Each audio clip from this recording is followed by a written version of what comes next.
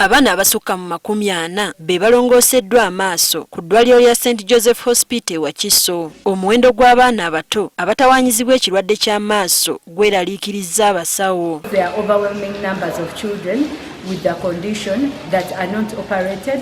By the time they reach adulthood, they are actually blind. Bano obuzibu bagamba buva ku bazadde abakwatibwa obuwuka nga bali mbuto. If you are pregnant and you get infections, there are also other things that can predispose this child to having cataracts. Kati bakubirizza abakyala b'embuto bulijjo okwettanira amalwaliro okwewala ebizibu nga bino.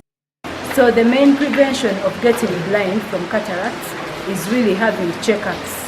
Yearly checkups or early checkups. Enteekateeka eno yategekeddwa obwakabaka bwa Buganda okulaba nga budduukirira abantu abatawaanyizibwa amaaso. Kitegedde bulungi disitulikiti ng'eya Wakiso erina abantu abaweza miliyoni 3 tulina omukugu w'amaaso omu ate ng'atuula Ntebe kyokka ng'ekitongole ky'ensi kitulaga nti tulina okuba n'abakugu 4 buli miliyoni y'abantu.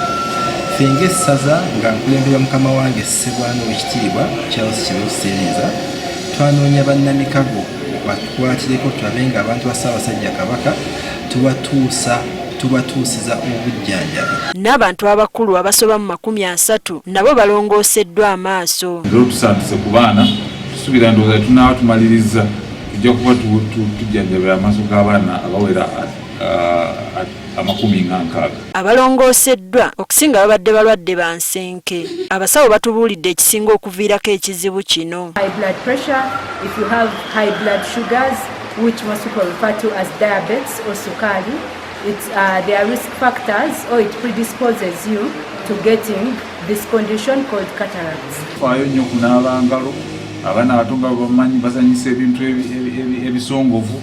Oluusi bitta amaaso tebaagala kulya bivaavava. Naffe abali eyo mbakubira omulanga nti nno amaaso togalinda kubanga tokyasobola kulabira ddala jangu mu ddwaliro okeberebwe obanga tokyalaba bulungi nga weetaaga okulongoosa tetukutya olongoosebwa ensenke zitereera bulungi noba nga osobola okuddamu n'olaba. Babalongooseddwa basanyukidde obwakabaka okubaleetera enteekateeka eno. Badde lyafuna ensenke nga eriko kulikale nga n'ekintu nga kyajja ne kiribikka ndowooza ensenke yakula kijja ne kiribikka ne biba nga terikyalabirako ddala.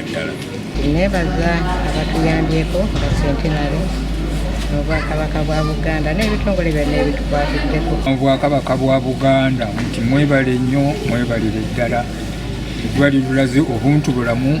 Olusiisira luno lukyagenda mu maaso okutuusa olunaku lw'enkya. Teddy Nakaliga agaffe eyo ku Spark TV.